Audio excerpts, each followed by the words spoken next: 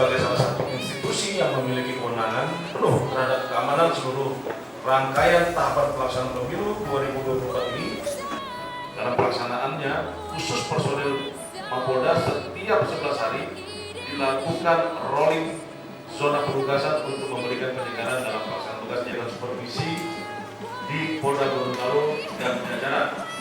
Kita berharap sedianya supervisi ini janganlah dipandang sebagai suatu acara yang